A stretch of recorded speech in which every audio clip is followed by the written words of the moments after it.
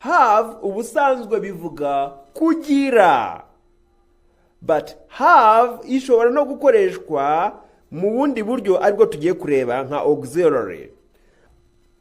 Iya kabiri, kugira, have.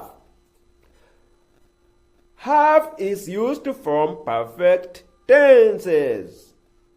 Have ikoreshwa mu gihe twita perfect. Perfect nicyo bita mu gifaransa parfait. Y'ibintu byabaye completed, y'ibintu byakozwe bikarangira bigasiga nyine birangiye babyita perfect.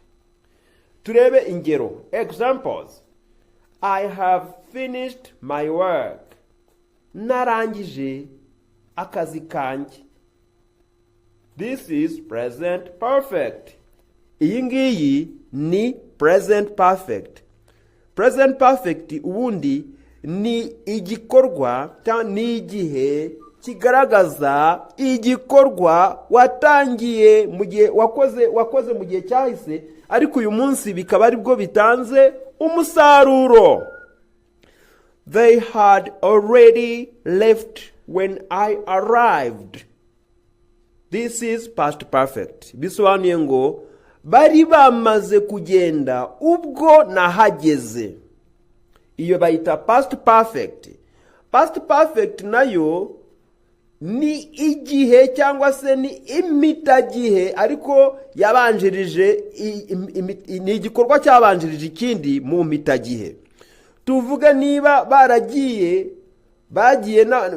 ari uko mpageze, nuwa ngo ngewe nahageze nsanga bagiye, icyo kintu bakoze mbere yuko mpagera nicyo bita past perfect. Mu yandi magambo nayo ni imitagihe ariko ya kera cyane. Ikintu cyakozwe mbere y'ikindi mu gihe cyahise bakita past perfect. Niho bakoresha had ikurikiranye n'icyo bita past participle. Niyo nteruro tusomye ngo they had already left when I arrived.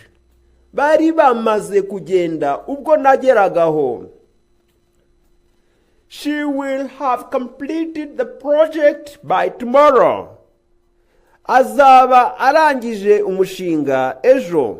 Ejo nibwo azaba arangije umushinga. This is future perfect.